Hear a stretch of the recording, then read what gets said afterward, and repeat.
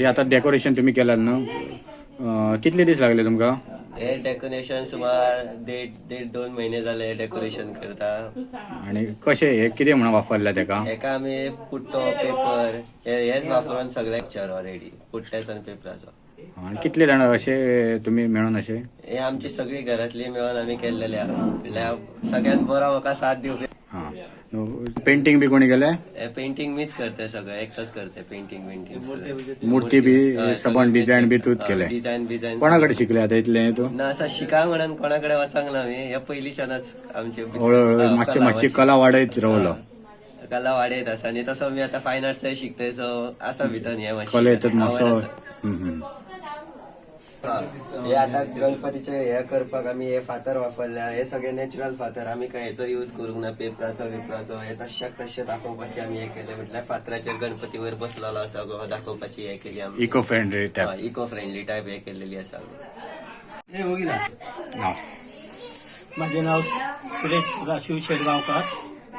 गेली कित्येक वर्षा आम्ही कोल्हापूरसून सुंदर आणि सुबक अशी गणेश मूर्ती हाडटा. आणि कोल्हापूरसून आम्ही गणपती हाडटा. जवळजवळ 7 फूट गणपती हाडटा.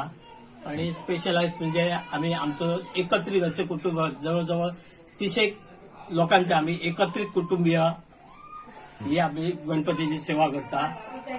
आणि मेन म्हणजे आमचे भुरगे जे ह्या करता न्हू, गेल्या वर्सा गड केल्लो, अंदू एक मंदिर केल्लो आहा. आणि ते स्पेशल असे गणपती पुढे ते टाईप केलेले आहा. आणि हेतून हिरो भाऊचो म्हणटा तो खूप मोठोचो वाटो आहा. आणि गेले म्हयनोभर झाले ते वावरान हे काम केलेले आसा. अशा स्पर्धेक बी तुम्ही भाग घेता? गेल्या वर्सा सत्पुरुष स्पोर्ट क्लब कल्चरल क्लबान जी स्पर्धा आयोजित केली मखर सजावट, तेतून आमकां फर्स्ट प्राइज मेळ्ळें आमच्या मखर सजावटीक. आणि अंदू म्हणटा तशें मातशी तेंच्यांनी भुरग्यांनी मात सेपरेट ह्या अशी केल्लेली आहा. देवळाची मंदिराची ह्या केल्ली आहा.